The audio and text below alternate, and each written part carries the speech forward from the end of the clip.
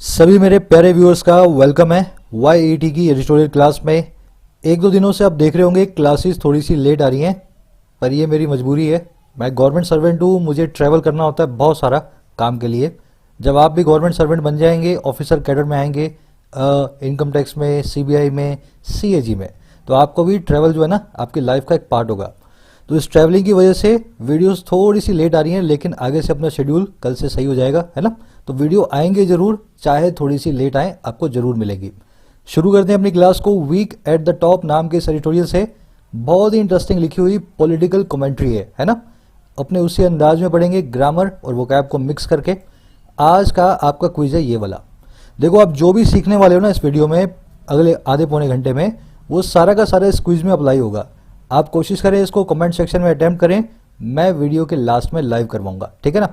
वैसे आपकी कोशिश तो ये होनी चाहिए अच्छे से आप सीखें। पौने घंटे में के बाद इस क्विज को आप खुद भी सॉल्व कर सकते हैं ना, अपनी पूरी 100% एक्यूरेसी से। शुरू करते हैं क्लास को। चलिए फोकस से देखें, कुछ नया सीखते हैं।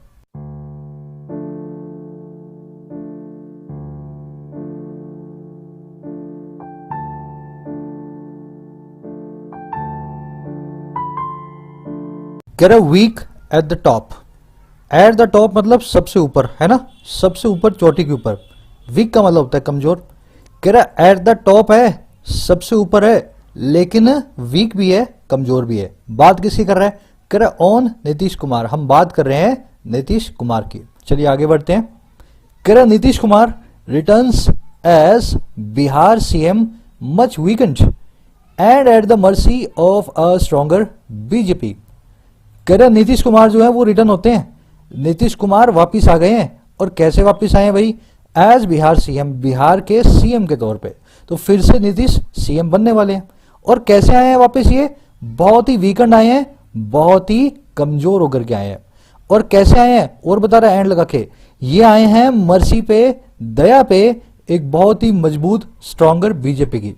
तो नीतीश कुमार CM बन के जरूर लौटे हैं, पर बहुत कमजोर होकर लौटे हैं, और BJP की मर्सी पे लौटे हैं। बहुत स्ट्रांग हो गई है BJP, उसकी दया पे वापस आए हैं।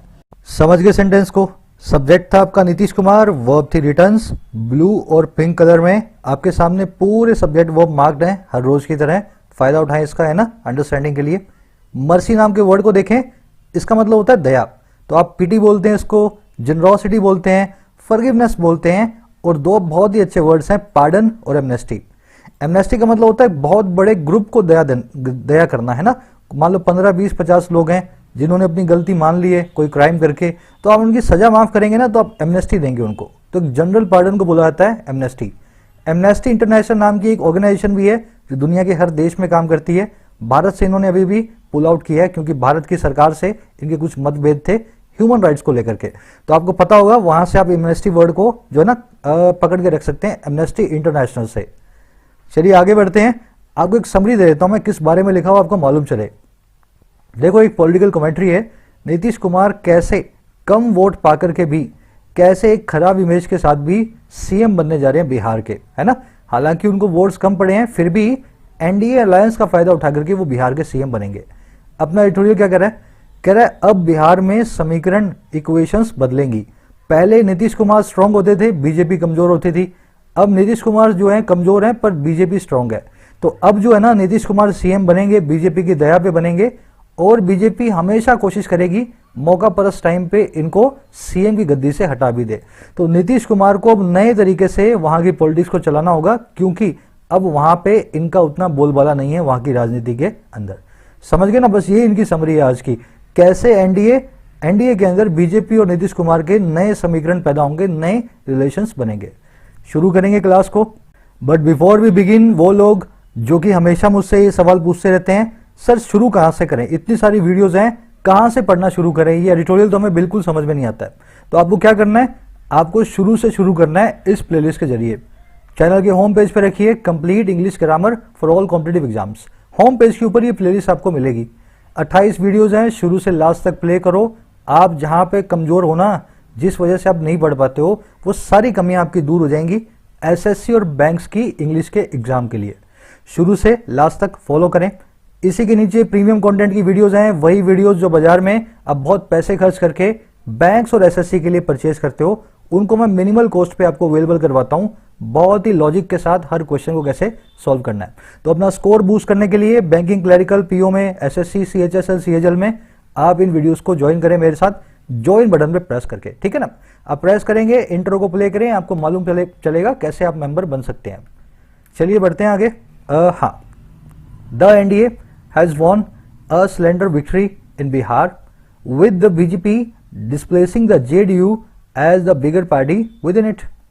कह रहा है एनडीए जीत चुका है। अच्छा भाई कैसे जीता है? एक सिलेंडर विक्ट्री को, एक बहुत ही पतली सी नैरो सी जीत को बिहार के अंदर, मतलब ज्यादा फर्क नहीं है एनडीए के अंदर और बाकी बची पार्टियों के महागठबंधन में। अच्छा ये जीता कैसे है? विद द बीजेपी, साथ ही बीजेपी के डिस्प्लेस करने के जेडीयू को, और कैसे? बिगर पार्टी के तौर पे, बड़ी पार्टी के तौर पे विद इन इट, इसके अंदर। तो आज तक क्या होता था? एनडीए के अंदर जेडीयू बड़ा पार्टी होती थी, बीजेपी छोटी पार्टी होती थी, लेकिन इस बार बीजेपी एनडीए के अंदर बड़ी पार्टी है और नीतीश कुमार की जेडीयू छोटी पार्टी है। तो इस तरह से एक नैरो विक्ट्री मिली है बिहार के अंदर एनडीए को। समझ गए? सिलेंडर का मतलब होता है बहुत पतला, है ना। ये वो सिलेंडर नहीं है आपका गैस वाला सिलेंडर, वो अलग होता है, उसकी स्पेलिंग देखना, वो सी से शुरू होती है ना। सिलेंडर मतलब पतला, छरहरा बोलते हैं इसको हिंदी में। तो अब इसको नैरो बोल दें, थिन बोल दें, गॉन्ट बोल दें, और लास्ट में देखें कैडावरस। ये कैडावरस वर्ड बहुत बार पूछा गया एग्जाम्स के अंदर, बता भी देता हूं कैसे बना है। कैडावर का मतलब होता है लाश, समझ गए ना, डेड बॉडी। कैडावरस क्या होता है? डेड बॉडी की जैसी कोई चीज। अगर कोई इंसान डेड हो तो वो बहुत पतला हो जाएगा थोड़े दिनों में, है ना, बॉडी डिकम्पोज होने लगेगी। तो कैडावरस हर वो इंसान होता है या हर वो चीज होती है जो मुर्दे के जैसे पतली हो, बहुत ही ज्यादा पतली हो, इन अ नेगेटिव सेंस। तो कैडावरस वर्ड को नोट करें, गॉन्ट एंड कैडावरस मतलब बहुत ही पतले। करे the HAMS and VIP with 4 seats each are both critical for the alliance to sustain its margin of 3 seats in 243 strong assembly। कह रहे ये जो दो पार्टियां हैं ना, हैम्स और VIP, ये जो दो पार्टियां हैं इस एनडीए के अंदर, और कैसे हैं? 4 सीट्स ईच, इन दोनों के पास है 4-4 सीट। कह रहे ये दोनों पार्टियां हैं बहुत क्रिटिकल, बहुत ही जरूरी इस अलायंस के लिए, ताकि ये सस्टेन कर पाए, बना रख पाए अपने मार्जिन को, जो है 3 सीट्स का इस असेंबली में, जिसमें 243 स्ट्रॉन्ग है, जिसमें 243 मेंबर्स हैं। तो एनडीए के पास क्या है? मेजॉरिटी से सिर्फ 3 सीट्स ज्यादा हैं। अगर ये HAM और VIP दोनों इसके पार्ट ना होते, दोनों में से एक भी इसका पार्ट ना होता, तो ये एनडीए अपना सस्टेन ना कर पाता मार्जिन 3 सीट्स का, ठीक है ना। तो दोनों के पास 4 सीट्स, दोनों की वजह से एनडीए जीता। देखने वाली चीज, सब्जेक्ट वर्ब तो आपने पकड़ लिया, हैम्स और VIP की वर्ब है आर, है ना, आर बहुत क्रिटिकल। ये 243 स्ट्रॉन्ग क्या है? ध्यान से देखना, जब भी आप ऐसा देखो ना, एक नंबर और उसके बाद लिखा हुआ स्ट्रॉन्ग, इसका मतलब है उस चीज के अंदर उतने ही आदमी है या उतने ही मेंबर्स हैं। जैसे मैं ऐसा बोलूं, YID is 100K strong family.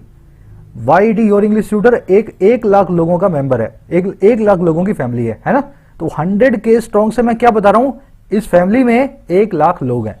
तो ऐसे आप बताते हैं 100K स्ट्रॉन्ग, 243 स्ट्रॉन्ग। तो इस असेंबली में 243 मेंबर है, इसलिए मैं लिखूंगा 243 स्ट्रॉन्ग। कह Nitish Kumar is set for a 4th straight term as CM, this time at the mercy of the BJP. कह नीतीश कुमार सेट है एक सीधी सीधी चौथी टर्म के लिए, सीधे सीधे चौथे कार्यकाल के लिए चीफ मिनिस्टर के तौर पे, है ना। और कह इस बार मर्सी पे, दया पे बीजेपी की। तो बीजेपी की दया पे नीतीश कुमार चौथी बार CM बनने जा रहे हैं। स्ट्रेट 4th टर्म है उनकी, सीधा चौथा कार्यकाल है। समझ गए सेंटेंस को? सिंपल सेंटेंस है। इसमें मैं आपसे एक छोटा सा ग्रामर रूल डिस्कस करूंगा। देखो रूल बाद में बताऊंगा, पहले हो सकता है आपको आता हो, है ना। तो कोशिश करेंगे दोनों सेंटेंस आप देख के मुझे बताएं इसमें क्या मुझे चेंज करना है इन सेंटेंसेस को सही बनाने के लिए। हिंट भी दे देता हूं, एडवर्ब चैप्टर की एरर्स है दोनों के अंदर, ध्यान देना। एडवर्ब चैप्टर की एरर्स हैं, जो एडवर्ब आपने मेरे साथ संडे को पढ़ा है। चलो देखो, कॉमन सा एक अपने पास फॉर्मूला होता है एडजेक्टिव से एडवर्ब बनाने का, अपने पीछे LY लगा लेते हैं। स्मार्ट से smartly, smart adjective, smartly adverb. Beautiful से beautifully, beautiful adjective, beautifully adverb. लेकिन फास्ट और स्ट्रेट दो एक ऐसे एडजेक्टिव्स हैं जिनकी LY से एडवर्ब नहीं बनती। ऐसे वैसे बहुत सारे हैं, है ना, ये तो मैंने सिर्फ 2 लिखे हैं। तो ये 2 ऐसे एडजेक्टिव्स हैं जिनकी LY से एडवर्ब नहीं बनती, और अक्सर लोग इनके एडवर्ब बनाने की कोशिश करते हैं एलवाई लगा के। तो फास्टली नाम का कोई एडवर्ब इंग्लिश में नहीं होता और स्ट्रेटली नाम का कोई भी एडवर्ब ग्रामेटिकली करेक्ट नहीं है। समझ गए मेरी बात को? जैसे मैं बोलूं the police car was chasing the criminals very fastly, police की कार चेज कर रही थी क्रिमिनल्स को बहुत तेजी से। तो यहां पे फास्टली बता रहा है एडवर्ब ऑफ मैनर को और वेरी बता रहा है एडवर्ब ऑफ डिग्री को। अच्छे से करवाया मैंने संडे को एडवर्ब को कैसे आइडेंटिफाई करना है ना। तो एडवर्ब ऑफ मैनर है फास्टली, लेकिन दिक्कत क्या हुई, फास्टली नाम का वर्ब आज की डेट में ऐसे कोई वर्ड एडवर्ब अपने पास डिक्शनरी में नहीं है पर बहुत पुरानी है जिसको हम आजकल यूज नहीं करते हैं। तो फास्ट का एडवर्ब फॉर्म क्या होता है मेरे भाई? फास्ट ही होता है। समझ गए ना? The police car was chasing the criminal very fast. तो ये समझाना चाह रहा हूं मैं आपको, फास्टली नाम का वर्ड कभी भी यूज ना करें। वैसे ही the guard signal the train to go straightly, guard ने सिग्नल किया ट्रेन को कि वो सीधे निकल जाए। फिर वही बात, वही स्ट्रेटली नाम का कोई वर्ड इस तरह से हम यूज नहीं करते हैं। आपको डिक्शनरी में मिलेगा पर वो लिखेगा डिराइव्ड फ्रॉम स्ट्रेट, मतलब वो एक डेरिवेशन है, वो एक स्टैंडर्ड वर्ड नहीं है, बोलने चलने में चलने लगा है ना, बोला जाता लिखा नहीं जाता। तो मैं यहां लिखूंगा straight, the guard signal the train to go straight. तो स्ट्रेटली और फास्टली नाम के वर्ड्स को यूज ना करें। बस यहां भी इसी लिखा है अ फोर्थ स्ट्रेट टर्म, है ना, अ फोर्थ स्ट्रेट टर्म। चलो आगे बढ़ते हैं। His initial success in Bihar politics came from his ability to aggregate disparate communities on a promise of enhanced social justice and good governance। कह रहा उसकी जो इनिशियल सक्सेस थी, किसकी भाई? नीतीश कुमार की। इनिशियल शुरुआती जो उसकी कामयाबी थी बिहार की राजनीति में, वो आई उसकी उस एबिलिटी से जो इकट्ठा करने की थी अलग अलग टाइप की कम्युनिटीज को, डिस्पैरेट कम्युनिटीज को, है ना। इसमें वुमेन भी आ गई, पिछड़ी जाति भी आ गई, ओबीसी भी आ गई। तो हर तरह की कम्युनिटी को इकट्ठा करने की जो ताकत थी ना, वहीं से उसकी इनिशियल सक्सेस आई थी। और ये आई थी एक ऐसे प्रॉमिस पे, एक ऐसे वादे पे जो था बढ़े हुए सामाजिक न्याय का, इनहैंस सोशल जस्टिस का और अच्छी राजनीति का, गुड गवर्नेंस का। तो ये दोनों वादों के साथ इनिशियल सक्सेस बिहार में नीतीश कुमार की आई थी। तो सक्सेस की वर्ब है केम, यहां मार्क कर देता हूं, रह गई थी, है ना। इनिशियल सक्सेस वर्ब है इसकी केम। डिस्पैरेट नाम के वर्ड को यूज, इसको नोट करें, ये मैं आपको खबरी पे करवाऊंगा रूट वर्ड की क्लास में, पैर नाम के वर्ड को, है ना, पार। तो डिस्पैरेट मतलब जो बराबरी का ना हो, अलग हो, डिस्टिंक्ट हो, डिफरेंट हो या हेट्रोजेनस हो। होमोजीनियस और हेट्रोजेनस दो वर्ड्स होते हैं। हेट्रोजेनस मतलब अलग अलग टाइप का, होमोजेनस मतलब एक टाइप के। तो हेट्रोजेनस का मतलब यही होता है जो डिफरेंट हो, डिस्टिंक्ट हो या अलग हो, है ना। तो डिस्पैरेट के सिनोनिम है। चलो आगे बढ़ते हैं। कैरेट diminished as he is, the fact that he survived is no mean feat considering the popular anger against him that was unmistakable throughout the campaign। कह रहे diminished जैसा कि वो है, diminished का मतलब है कमजोर। कह रहे कमजोर जैसा कि वो बन गया है, जैसा कि वो हो चुका है, he is कमजोर, he is diminished।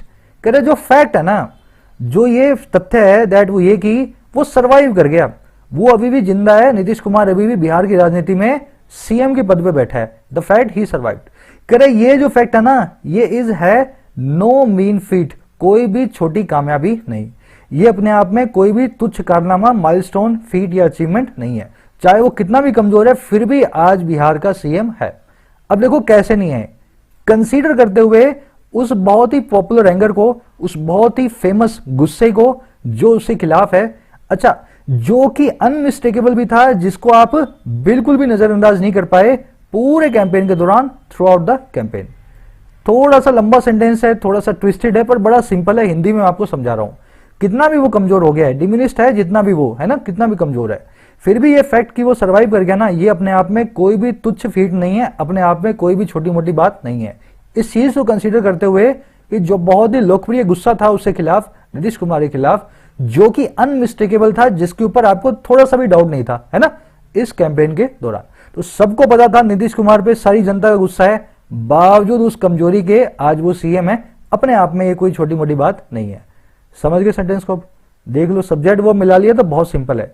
ही की वर्ब है इज, फैक्ट की वर्ब है इज, ही की वर्ब है सर्वाइव्ड। समझ गए ना? तो फैक्ट की वर्ब यहां रखी है इज, है ना। अब वर्ड्स देखते हैं। कंसीडरिंग करते मतलब कंसीडर करते हुए इस चीज को, present participle simultaneous action. Feet का मतलब होता है माइलस्टोन या अचीवमेंट, अपने आप में कोई बड़ा कारनामा, इज कॉल्ड अ फीट, है ना। चलो, कह रहा ही faced the electorate with a battered image and a partner that made its own plan and a partner's partner who quered the pitch for him. लंबा सेंटेंस है, सिंपल है।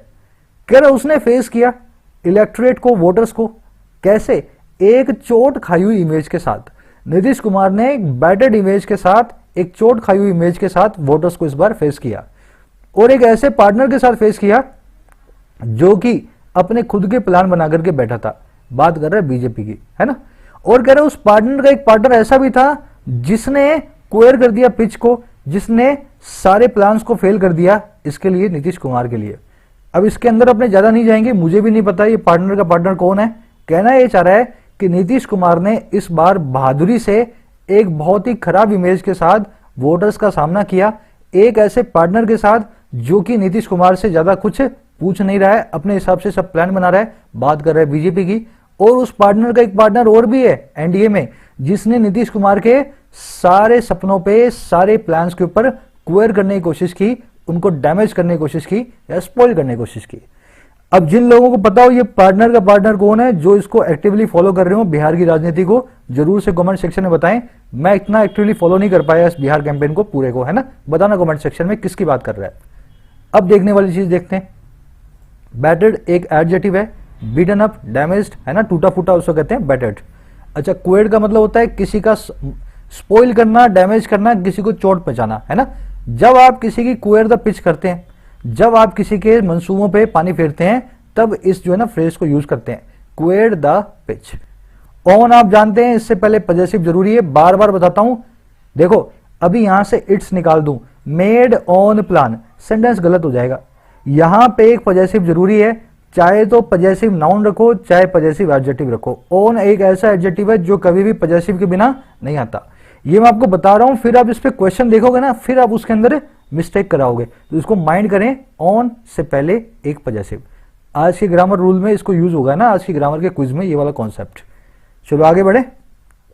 करा in the end the victory of the NDA is considerably an outcome of the popularity of PM Narendra Modi in the state and the BJP's election engineering. करा आखिरकार, in the end, जो victory है ना NDA की, जो जीत है नेशनल डेमोक्रेटिक अलायंस की, वो एक कंसीडरेबली आउटकम है, वो एक माने जाने वाले तौर पे एक नतीजा है उस पॉपुलैरिटी का, उस लोकप्रियता का, उस फेमस पने का, और किसके? प्राइम मिनिस्टर नरेंद्र मोदी के। और कहां पे? स्टेट के अंदर। और बीजेपी की इलेक्शन इंजीनियरिंग का, जैसे बीजेपी इलेक्शन के अंदर वहां इंजीनियरिंग करती है, वहां पे जो है खेल खेलती है, छेड़छाड़ करती है। इंजीनियरिंग का मतलब गलत नहीं होता, अच्छा भी हो सकता है। इलेक्शन इंजीनियरिंग का मतलब है कैसे वोटर्स के अंदर समीकरण बनाया जाए कि दूसरे के वोट कम पड़े और हमारे वोट ज्यादा पड़े, इसको कहते हैं इलेक्शन इंजीनियरिंग। तो कह रहे आखिरकार जो विक्ट्री है ये मोदी साहब की पॉपुलैरिटी है और बीजेपी का इलेक्शन इंजीनियरिंग है, जिसके कारण जो है आज नीतीश कुमार वहां के सीएम बने। मैं थोड़ा जल्दी प्रोसेस कर रहा हूं क्योंकि यहाँ पे सिंपल सेंटेंसेज हैं, आगे मैं थोड़ा धीरे करूंगा जहां पे थोड़े कॉम्प्लिकेटेड आएंगे, है ना। तो फास्ट प्रोसेस करो मेरे साथ। चलो, कह the victory flips the equation between mister Modi and mister Kumar. कह रहे ये विक्ट्री है ना, फ्लिप कर देती है, पूरी तरह से टर्न अपसाइड डाउन कर देती है, औंधा कर देती है इक्वेशन को, समीकरण को मोदी जी और कुमार जी के बीच में। तो पहले मिस्टर कुमार जो थे बिहार में पावरफुल थे मोदी जी के मुकाबले, आज की डेट में वहां मोदी जी मुकाबले में मिस्टर कुमार के ज्यादा पावरफुल है। तो पूरा इक्वेशन जो है फ्लिप हो गया है, अपसाइड डाउन हो गया है, औंधे मुंह आ गया है। कह this brings a new dynamic to the alliance and consequently governance in Bihar. कह रहे ये जो चीज है ना, ये ऊपर वाली चीज जिसने फ्लिप हो गया है, सारा काम उल्टा सीधा हो गया है, कह रहे ये लेकर के आती है एक नए डायनेमिक को, एक नए विशेषता को, करेक्टरिस्टिक को इस अलायंस के लिए, इस गठबंधन के लिए, और उसी के हिसाब से कॉन्सिक्वेंटली आगे से आगे गवर्नेंस के लिए, प्रशासन के लिए बिहार के अंदर। तो अब ये अलायंस पहले से अलग हो गए, नए डायनेमिक, नए करेक्टरिस्टिक इसमें आ गए हैं। आज की डेट में कुमार जी से ज्यादा मोदी जी का बोलबाला होगा जो बिहार की राजनीति में है ना, इस अलायंस में। तो नए डायनेमिक लेकर के आया है ये, और साथ ही साथ उसी से आगे नई गवर्नेंस के जो ना तरीकों को भी लाएगा बिहार के अंदर। अब हो सकता है नीतीश कुमार के हिसाब से वहां की सरकार ना चले, बल्कि बीजेपी के हिसाब से वहां की सरकार चले। डायनेमिक वर्ड को नोट करना, करेक्टरिस्टिक, गुण, विशेषता, ट्रेट, इसको कहते हैं डायनेमिक। एज एन नाउन, है ना, एज एन एडजेक्टिव डायनेमिक का मतलब होता है किसी चीज की मूव करने की क्वालिटी। वो आपने सुना होगा ना, काइनेटिक, डायनेमिक, वो एनर्जी होती है जो हिलने डुलने वाली, उसको डायनेमिक बोलते हैं। तो डायनेमिक एडजेक्टिव अलग है, नाउन अलग है, यहाँ पे नाउन की तरह बिहेव कर रहा है। चलो आगे बढ़ते हैं। कह रहा है as the BJP waits for the opportune time to occupy the top post it will want to keep mister Kumar on a tight leash.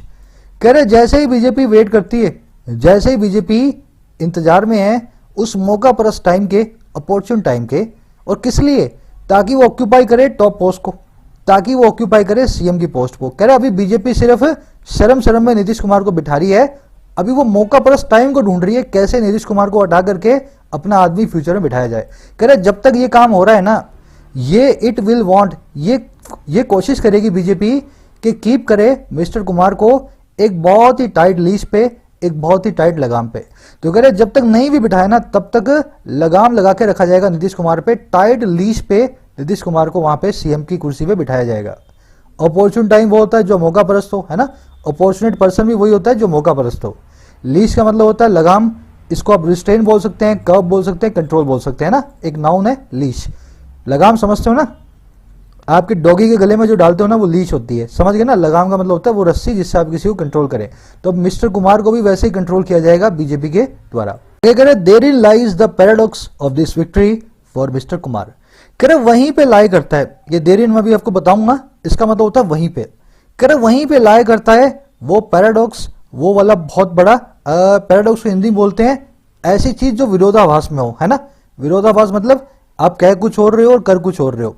तो कह रहे यहीं पे लाई करता है, यहीं पे बिछा हुआ है, यहीं पे पड़ा है वो विरोधाभास इस विक्ट्री का मिस्टर कुमार के लिए। जरूर वो सीएम है, लेकिन वो सबसे पावरफुल आदमी पार्टी के नहीं है। ये बहुत बड़ा पैराडॉक्स है, बिना पावरफुल हुए वो सीएम बने हुए हैं। समझ गए सेंटेंस को। इस देर इन और वेर इन को मैंने खबरी पे करवाया था बहुत दिन पहले, अगर आपको याद हो तो। जिन लोगों ने देखा होगा उनको याद होगा। देर इन और वेर इन दोनों एडवर्ब ऑफ प्लेस हैं। वेर इन भी एक एडवर्ब ऑफ प्लेस है और देर इन भी। वेर इन का मतलब होता है जिसके अंदर या जहां, देर इन का मतलब होता है उसी के अंदर या वहां, ठीक है ना। बहुत सिंपल है, हिंदी के अंदर समझा रहा हूं। वेर इन मतलब जिसके अंदर या जहां, वेर मतलब जहां, तो जहां जिसके अंदर मतलब वेर इन, और देर मतलब वहां, तो वहां उसके अंदर मतलब देर इन। इनको यूज कैसे करें, दो सेंटेंस मैंने लिखे हैं। ही thought all danger was past and there in was he mistaken. उसने सोचा सारा डेंजर निकल चुका था और वहीं पे वो मिस्टेकन था, वहीं पे उसने गलती की। वैसे ही insomnia is a condition where in you find it difficult to have a good night's sleep. Insomnia एक ऐसी कंडीशन है जहां आप फाइंड करते हैं इस चीज को बड़ा मुश्किल, और क्या, एक रात की अच्छी नींद को। तो इंसोम्निया मतलब अनिद्रा एक ऐसी कंडीशन है जहां जिसके अंदर आपको रात में अच्छी नींद नहीं आती। तो देयर इन और वेयर इन, इनको ऐसे यूज किया जाता है। इसका एक स्क्रीनशॉट लें। हमेशा आपको अगर दो सेंटेंस ये आपने दिमाग में बिठा लिए, देयर इन और वेयर इन को ना यूज करने में दिक्कत आएगी, ना कहीं पे इसका मीनिंग निकालने में दिक्कत आएगी। चलो आगे बढ़ते हैं। ये दोनों एडवर्ब्स हैं तो कभी भी सब्जेक्ट नहीं होते। सब्जेक्ट जो है आप आगे देखेंगे जहां भी रखा होगा, ये कभी भी सब्जेक्ट का काम नहीं करेंगे सेंटेंस के अंदर, कंजंक्शन और एडवर्ब का काम करते हैं। चलो हाँ, he was a trail blazer in Bihar 20 years ago when he dictated terms to the BJP, but has now been reduced to the status of a subordinate ally। कह रहा वो एक ट्रेल ब्लेजर था। अब ये क्या बोला है भाई, ट्रेल ब्लेजर होता है जो ट्रेंड को सेट करे, जो पायनियर हो, जो सबसे आगे मशाल को लेकर के चले। ये मैं बताऊंगा वर्ड कैसे बना, अभी देखो। कह रहा वो मशाल को ले जाने वाला था, पायनियर था, लीडर था वो बिहार में। और कब, 20 साल पहले। नीतीश कुमार 20 साल पहले ट्रेल ब्लेजर था, जब उसने डिक्टेट किया टर्म्स को बीजेपी को, जब वो बताता था बीजेपी को कैसे किस टर्म पे काम करना है। बट लेकिन अब वो रिड्यूस किया जा चुका है, अब वो कम हो गया है उस स्टेटस तक जो है एक जूनियर अलाय का, सबऑर्डिनेट पार्टनर का। तो 20 साल पहले वो ट्रेल ब्लेजर था, बीजेपी को बताता था बिहार में क्या करना है। आज की डेट में बीजेपी का जूनियर पार्टनर है, एनडीए के अंदर सबऑर्डिनेट अलाय है। समझ गए ना सेंटेंस को, सिंपल सेंटेंस है। ट्रेल ब्लेजर क्या होता है, इसको पुच्छल तारा भी बोल सकते हो आप, जिसकी ट्रेल मतलब पूंछ में एक ब्लेज हो, मतलब आग लगी हो। ट्रेल ब्लेजर सबको रास्ता दिखाता है ना। मान लो आप एक मशाल लेके आगे चल रहे हैं, तो आपके पीछे ट्रेल में एक ब्लेज होगी, आप मशाल लेके आगे जोड़ेंगे, वो मशाल की जो आग है वो पीछे की तरफ होगी, है ना। मतलब आप एक पायनियर है, एक इनोवेटर है, अब देखो इसके लिए अच्छे वर्ड्स हैं अपने पास। ट्रेंड सेटर तो आप समझ ही गए, जो ट्रेंड को सेट करे, वैनगार्ड। इस वर्ड को नोट करना, वैनगार्ड वो होता है एक आर्मी की टुकड़ी है, बटालियन, जिसमें सबसे आगे 5 सोल्जर्स हैं, सबसे मजबूत सोल्जर होंगे वो आर्मी के, वो वैनगार्ड का काम करेंगे। वो शहीद होने के लिए भी तैयार हैं, पर वो इतने अच्छे तरीके से जो ना ट्रेंड है कि वो सबसे आगे रह करके पूरी बटालियन को वो प्रोटेक्ट करते हैं, तो वो कहलाते हैं वैनगार्ड। वो पायनियर भी होते हैं, इनोवेटर भी होते हैं ना, लीडर भी होते हैं। तो वैनगार्ड नाम के वर्ड को नोट करें, सबसे आगे चलने वाला, सबको इनोवेट करने वाला, सबको लीड करने वाला। चलो आगे बढ़े। यही वो गैप मैं क्विज में पूछता हूं आपसे, है ना, तो यहां पे मैं आपको अच्छे से समझा भी देता हूं, ट्रेल ब्लेजर कैसे बना, वैनगार्ड कैसे बना। कह रहे हाँ, he may not easily reconcile to the new situation and is likely to formulate a strategy to deal with the BJP। कह रहे वो हो सकता है रेकनसाइल ना करे, हो सकता है वो घुटने ना टेके, एक्सेप्ट ना करे नई सिचुएशन को, और वो लाइकली भी है, संभावित भी है कि वो फॉर्मुलेट करेगा एक स्ट्रेटजी को डील विद करने की बीजेपी के साथ, कैसे बीजेपी को टैकल किया जाए।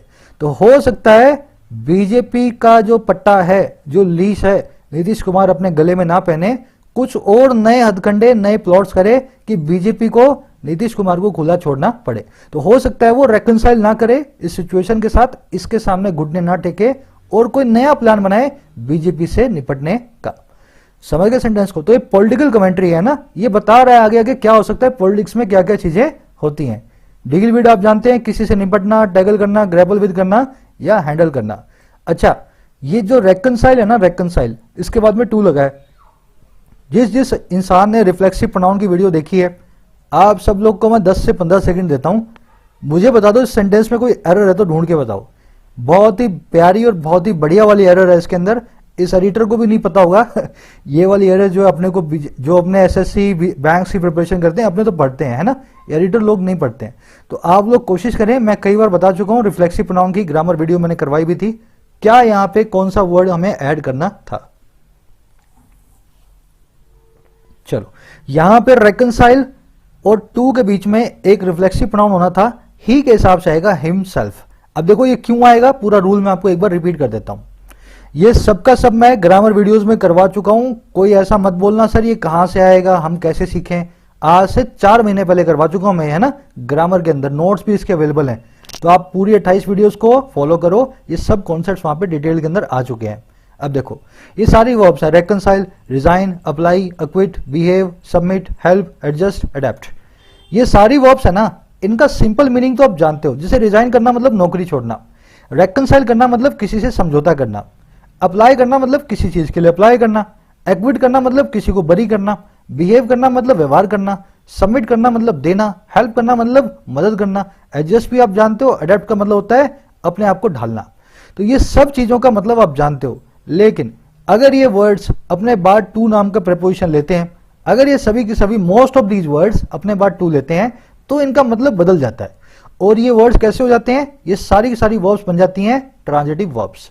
ऐसी ट्रांजिटिव वर्ब्स होती हैं कि इनके पास कोई ऑब्जेक्ट नहीं होता, इसलिए आपको बीच में रिफ्लेक्सिव प्रोनाउन लगाना पड़ता है।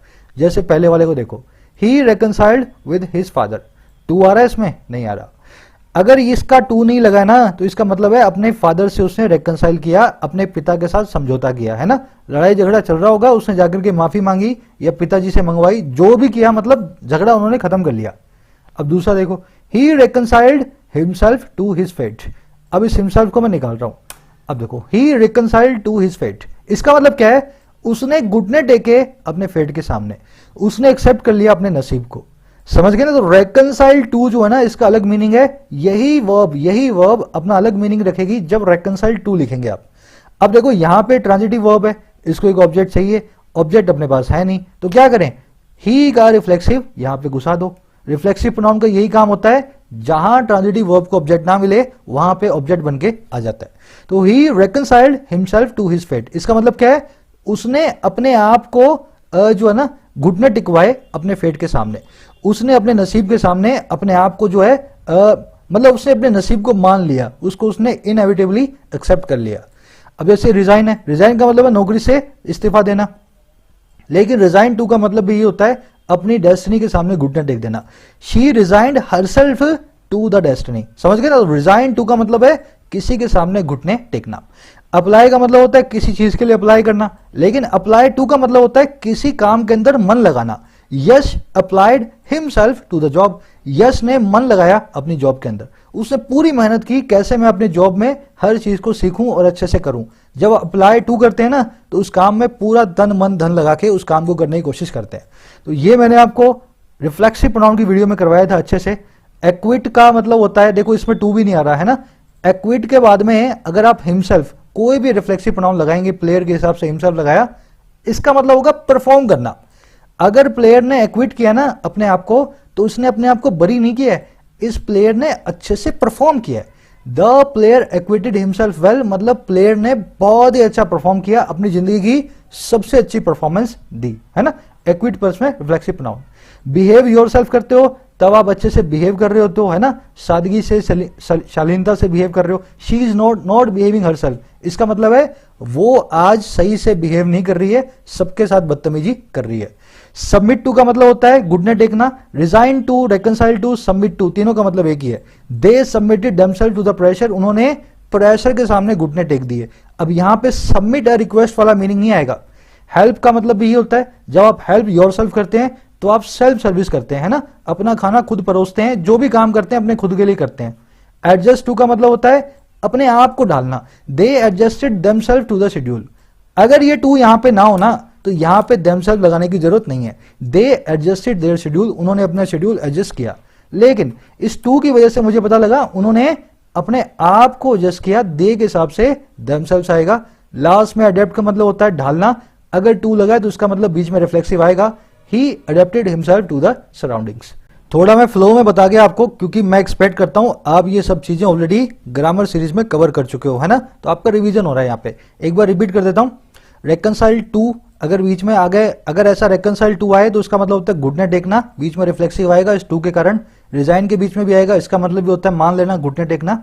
अप्लाई और टू का मतलब होता है किसी काम में तन मन धन लगाना, इसमें भी बीच में रिफ्लेक्सिव आएगा। यश के हिसाब से हिमसेल्फ, शालिनी के हिसाब से हर सेल्फ, है ना, यू के हिसाब से योर सेल्फ। अच्छा, प्लेयर अगर हिमसेल्फ एक्विट करेगा अपने आप को तो मतलब प्लेयर बहुत शानदार परफॉर्मेंस देगा। बिहेव योर सेल्फ करोगे तो अच्छे से शालीनता से व्यवहार करोगे। सबमिट टू करोगे तब भी घुटने टेकोगे। हेल्प योर सेल्फ करोगे तो अपने आप की मदद करोगे, है ना, सेल्फ सर्विस करोगे। एडजस्ट योर सेल्फ करोगे तो अपने आप को एडजस्ट करोगे, और अडेप्ट योरसेल्फ करोगे तो अपने आप को ढालोगे अपने आसपास की चीजों के हिसाब से। तो इस टू का खेल है सारा इन सारी वर्ब्स के बाद में।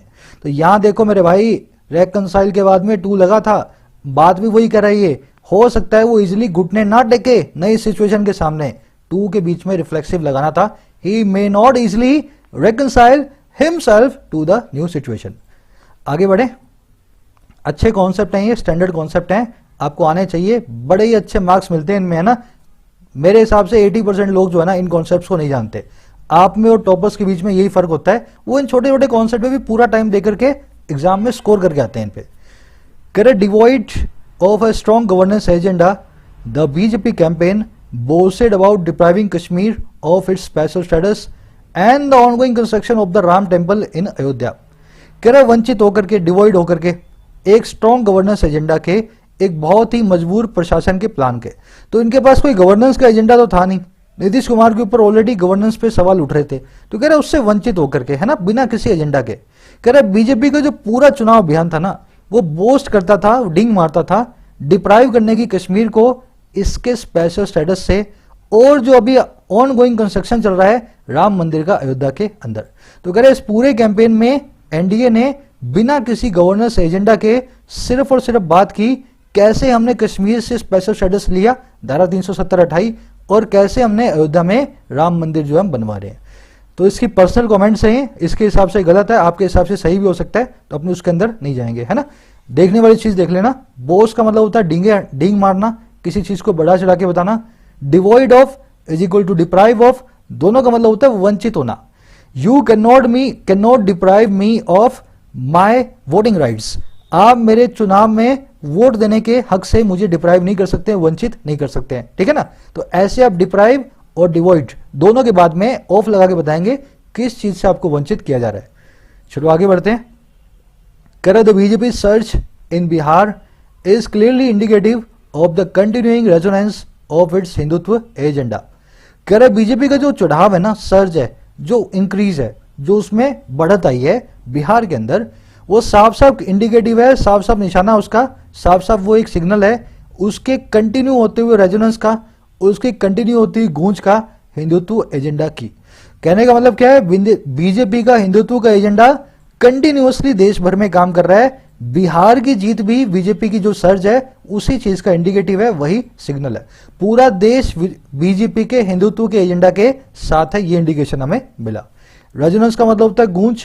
इधर से बीजेपी ने बोला हिंदुत्व, वैसे ही सामने से वोटर ने भी बोला हिंदुत्व, है ना। एको आई, रेजोनेंस आई, गूंज आई, उसी को कहते हैं जो ना रेजोनेंस। चलो आगे बढ़ते हैं। It is also a demonstration of its election management, as it came on the top even as one of its allies at the center, the LJP, successfully undermined another, the JDU. कह रहे ये साथ ही साथ एक demonstration भी है इसकी election management की। बीजेपी बहुत ही एफिशिएंट पार्टी है इलेक्शंस को मैनेज करने में। कैसे? कह रहे ये टॉप पर आई बावजूद किस चीज के, यहां तक कि जब इसका एक अलाई जो था सेंटर पे, इसका एक दोस्त था सेंटर पे एलजेपी, उसने सही सक्सेसफुली कमजोर बनाया दूसरे को जेडीयू के अंदर। तो एलजेपी बीजेपी का सेंटर के अंदर अलाई है, लेकिन यही एलजेपी इसके स्टेट में जो अलाई है ना जेडीयू, उसको कमजोर बना रहा था। लेकिन बीजेपी का इलेक्शन मैनेजमेंट इतना अच्छा है, ये दोनों पार्टियों को साथ में लेकर के चली, स्टेट में जेडीयू और वहां पे एलजेपी, स्टेट में भी टॉप पे और सेंटर में भी टॉप पे। तो it is a successful demonstration of its election management. तो बड़ाई कर रहा है बीजेपी की, है ना, प्रशंसा कर रहा है। अंडरमाइन आप जानते हैं कमजोर बनाना, किसी चीज को वीकन करना, है ना। As the BJP pursues its next plan to capture power in Bihar, the state will witness new social realignments. कह रहे जैसे जैसे बीजेपी परस्यू करेगी इसके अगले प्लान को कि कैप्चर कैसे करें पावर को बिहार में, स्टेट देखेगी नए सोशल रीअलाइनमेंट्स को। तो अभी तो ये कैप्चर नहीं कर पाई पावर, अभी तो बीजेपी को देना पड़ा नीतीश कुमार को, लेकिन इसका प्लान तो यही है ना, आने वाले 5 साल के अंदर कैसे भी करके नीतीश कुमार को हटा करके अपना सीएम बनाया जाए, है ना। तो कह रहे जैसे उस प्लान को परस्यू करेगी ना, बिहार देखेगा नए अलाइनमेंट्स को, रीअलाइनमेंट्स को। हो सकता है कुछ पार्टियां जो आज बीजेपी को सपोर्ट कर रही हैं कल जेडीयू को करने लगे, या कुछ जेडीयू को सपोर्ट कर रही हैं वो बीजेपी को सपोर्ट करने लगे। तो नया रीअलाइनमेंट होगा, फिर से नए जो गठबंधन बनेंगे बिहार के अंदर आने वाले टाइम में। कह the grand alliance of the RJD, Congress and the left parties put up a spirited fight, but they could not match the BJP in terms of resources and popularity. कह रहे जो ग्रैंड अलायंस था, जो बड़ा महागठबंधन था, अच्छा किस किस का, एक तो आरजेडी का, एक कांग्रेस का और एक वामपंथी दलों का, लेफ्ट पार्टीज का, इन्होंने पुटअप किया पास फॉर्म में एक बहुत ही स्पिरिट भरे फाइट को, है ना, स्पिरिटेड फाइट को, एक जोश भरी जो है फाइट को। लेकिन वो मैच नहीं कर पाए बीजेपी को, किस रूप में, रिसोर्सेज संसाधनों के रूप में और पॉपुलैरिटी लोकप्रियता के रूप में। तो करेक्ट, ग्रैंड अलायंस ने, कांग्रेस, आरजेडी, लेफ्ट पार्टियों ने कितना भी स्पिरिटेड फाइट दी हो, लेकिन ना तो इनके पास मैच कर पाए बीजेपी की रिसोर्सेज को, ना ये बीजेपी की पॉपुलैरिटी को, लोकप्रियता को मैच कर पाए बिहार के अंदर, है ना। पुटअप यहाँ पे वर्ब की सेकंड फॉर्म है, पुट की तीनों फॉर्म एक ही होती हैं, आपको मालूम है। स्पिरिटेड मतलब फुल ऑफ स्पिरिट हो, जिसमें बहुत एंथुसियाज्म हो, बहुत ही सारा जिसमें उत्साह हो। इसके लिए आप एक वर्ड और यूज करते हैं जेलस, है ना, जिसमें खूब सारी झील हो, खूब सारा उत्साह हो। तो ये एडजेक्टिव हो गया। चलो आगे बढ़ते हैं, सिंपल सेंटेंसेस है यहाँ पे, है ना। करें the consolation for the RJD is that it is the single largest party even in defeat, and its leader Tejasvi Yadav, who began as an unsure leader, emerged as an authoritative one by the end of this election. कह रहे जो consolation है, जो comfort है, जो सांत्वना पुरस्कार है, जो सिंपैथी है, जो सुलास है, किसके लिए भाई, आरजेडी के लिए, वो है कि ये सिंगल लार्जेस्ट पार्टी है यहां तक कि हारने के बाद भी। कह रहे यही इनके लिए सांत्वना की बात है, कंफर्ट की बात है, जीते तो ये नहीं, कह रहे हार करके भी सबसे बड़ी पार्टी है, सबसे बड़ी बात इनके लिए यही है। और इनका जो नेता है, लीडर है तेजस्वी यादव, जो कि शुरू किया था एक अनश्योर लीडर के तौर पे, एक ऐसे नेता के तौर पे जो खुद ही श्योर नहीं था, है ना, क्या होगा मेरा। कह रहा वो उभरा है एक अथॉरिटेटिव वन बन के, है ना, वो एक ऐसा लीडर बन के उतरा है जिसमें अथॉरिटी है। और कैसे, एंड में इस इलेक्शन के। तो शुरू में तो उसने एक बच्चे की तरह शुरू किया था इलेक्शन को, छोटी एज के अंदर, पर अब उभरा एक ऐसा निकल करके है, एक अथॉरिटी वाला फिगर बन के उभरा है, इसके पास अथॉरिटी है पूरे आरजेडी के अंदर। कंसोलेशन वर्ड को समझ लें, सांत्वना पुरस्कार आपको अगर मिला है कभी, जिसमें आपका फर्स्ट, सेकंड या थर्ड रैंक नहीं होता है, लेकिन आपको कंसोल किया जाता है कि योर परफॉर्मेंस वाज जो है ना वास्तव में बहुत अच्छी थी, प्रेज वर्दी थी। तो कंफर्ट, सिंपथी, सोलास, सिनो इसके मतलब होते हैं कंसोलेशन के। आगे बढ़ते हैं। इमर्ज का मतलब है उभरना। इसके लिए एक फ्रेजल वर्ब अपने पास अशर इन है ना, अशर इन। करे but this is no guarantee of a path to power in Bihar. करे लेकिन ये कोई गारंटी नहीं है उस रास्ते की जो सत्ता का है, पावर का है बिहार के अंदर। आप कितनी भी लार्जेस्ट पार्टी बन जाओ, उससे गारंटी नहीं है आप सीएम बनोगे। सीएम बनोगे वहां पे गठबंधन की राजनीति के हिसाब से। करे mister Yadav popularity still does not appear wide spectrum. ये जो तेजस्वी यादव है, इसकी पॉपुलैरिटी, इसकी लोकप्रियता, ये जो फेमस है, अभी तक की उतना नहीं दिखता है फेमस वाइड स्पेक्ट्रम में। इसको वोट करने वाले लोग हैं, लेकिन वो एक कास्ट विशेष से आते हैं, स्पेशल कास्ट से आते हैं। तो अभी तक वाइड स्पेक्ट्रम है ना, हर तरफ की, हर कम्युनिटी के लोगों में इसकी पॉपुलैरिटी अभी तक नहीं बनी है। किसकी? इस जो है तेजस्वी यादव की। The outcome will also force a renegotiation of the terms of engagement among anti BJP parties and the role of Congress. करे जो नतीजा निकल के आया ना, आउटकम भी जो रिजल्ट आया, ये एक और चीज को फोर्स करेगा, फिर से बातचीत होगा, रीनिगोशिएशन होगा टर्म्स का, शर्तों का। और कैसी शर्तें? इंगेजमेंट की है ना, कैसे काम किया जाए, कैसे इंगेज किया जाए, और किन के बीच में? एंटी बीजेपी पार्टीज के बीच में। और रोल जो है कांग्रेस का, कांग्रेस की भूमिका के ऊपर भी। तो कांग्रेस सबसे कमजोर कड़ी था महागठबंधन की। तो कह रहे इस नतीजे के बाद अब जो एंटी बीजेपी पार्टियां वो फिर से रीनिगोशिएट करेंगी, है ना, कौन ज्यादा मजबूत है, कौन कमजोर है, और कांग्रेस की भूमिका को कम कर दिया जाएगा, क्योंकि कांग्रेस एक कमजोर पार्टी बन के उभरी है। निगोशिएट करना जानते हैं, मोल भाव करना, डिस्कस करना किसी के साथ में। तो रीनिगोशिएशन मतलब फिर से डिस्कशन होगी, फिर से मोल भाव होगा। कह रहा also noteworthy is the performance of CPI, MLL and other left parties that boosted the alliance and All India Majlis-e-Ittehadul Muslimeen that spoiled its plans. कह रहे साथ ही साथ नोट वर्दी है परफॉर्मेंस, साथ ही साथ नोट ध्यान में देने लायक है परफॉर्मेंस इन दोनों पार्टीज की। एक तो CPI, MLL और एक दूसरी जो वामपंथी पार्टियां, लेफ्ट पार्टियां, जिन्होंने बूस्ट किया इस अलायंस को, और ऑल इंडिया मस्जिद-ए-इत्तेहादुल मुसलमान जिन्होंने स्पॉइल कर दिया इस अलायंस के जो है ना प्लान्स को। तो महागठबंधन को इन दोनों ने तो मजबूत किया, और ये मुसलमान वाली कौन सी पार्टी है जिसने, मिजलिस ने इस महागठबंधन के प्लान्स को स्पॉइल किया या क्वेर किया। ऊपर वर्ड देखा था ना क्वेर, तो इसका सिनोनिम मैं यहां पे डाल सकता हूं मैं, ठीक है ना। जो ऊपर आपने सीखा था वर्ड, वो इसका सिनोनिम है स्पॉइल का, रूइन करना, अपसेट करना, क्वेर करना। इसकी सेकंड फॉर्म बनाए थे क्वेर्ड। चलो आगे बढ़ते हैं। हाँ, that PM Modi can still win the state elections is an indication that in terms of ideology, organization and leadership, a viable alternative to the BJP is still some distance away. that ये बात की, अच्छा कौन सी बात? कि मोदी साहब अभी भी जीत सकते हैं स्टेट इलेक्शंस को। कह रहे ये बात जो है ना, ये इंडिकेशन है, ये एक अंदेशा है, एक सिग्नल है। और किस चीज का भाई? कि अगर आइडियोलॉजी की बात करें, इन टर्म्स ऑफ आइडियोलॉजी, अगर आइडियोलॉजी की बात करें, विचारधाराओं की बात करें, या ऑर्गेनाइजेशन की बात करें, या नेतागिरी की बात करें, तो अभी भी एक सही ऑल्टरनेटिव, एक सही विकल्प बीजेपी का है ना, बहुत दूर है, सम डिस्टेंस अवे है। तो अगर मोदी साहब अभी भी इन सब के बाद में भी चुनाव जीत रहे हैं, तो इसका एक ही मतलब है, बीजेपी का आइडियोलॉजी, ऑर्गेनाइजेशन और लीडरशिप के हिसाब से कोई भी ऑल्टरनेटिव, कोई भी विकल्प देश के पास नहीं है, अभी भी सम डिस्टेंस अवे है। दैट की वर्ब है इज, प्राइम मिनिस्टर की वर्ब है कैन स्टिल विन, है ना। स्टिल यहां पे एक एडवर्ब होगी। वाइबल का मतलब होता है सस्टेनेबल, एप्रोप्रिएट। ये वर्ड मैंने आपको कई बार बताया है। वाइबल मतलब जो अपने आप से आगे बढ़ सके, सस्टेनेबल हो। ज्यादा डिफिकल्ट था नहीं, थोड़े से वोकैबुलरी कॉम्प्लिकेटेड थी, बाकी मैंने इसमें ज्यादा कुछ डिफिकल्टी देखी नहीं। आज की डिफिकल्टी है 8.5/10। अब बढ़ेंगे अपने क्विज की तरफ, है ना। मेरे हिसाब से सब लोग सोल्व कर पाएंगे। अब सिंपल हो जाएगा आपके लिए क्विज। उससे पहले एक लाइक और एक शेयर देना ना भूलें। सबसे लास्ट में बोलने वाला टीचर हूं मैं। कम टीचर मिलेंगे आपको ऐसे जो या तो बोलते नहीं है, सबसे लास्ट में बोलते हैं। तो नहीं बोलता हूं तो इसका मतलब ये नहीं आप शेयर नहीं करोगे, शेयर क्या करो। सबसे सिंपल वाले से करें क्या? चलो सेकंड वाला सिंपल है। Yash could not apply to the job या apply himself to the job properly and ruined own career. Yash अपने आप को जॉब पे अप्लाई नहीं कर पाया और अपने करियर को उसने रूइन कर दिया, बर्बाद कर लिया। क्या करना मुझे? अप्लाई के बाद में अगर टू लगा है, अप्लाई के बाद देखो अप्लाई तो आएगा ही, चारों में अप्लाई आ रहा है ना, अप्लाई अप्लाई अप्लाई।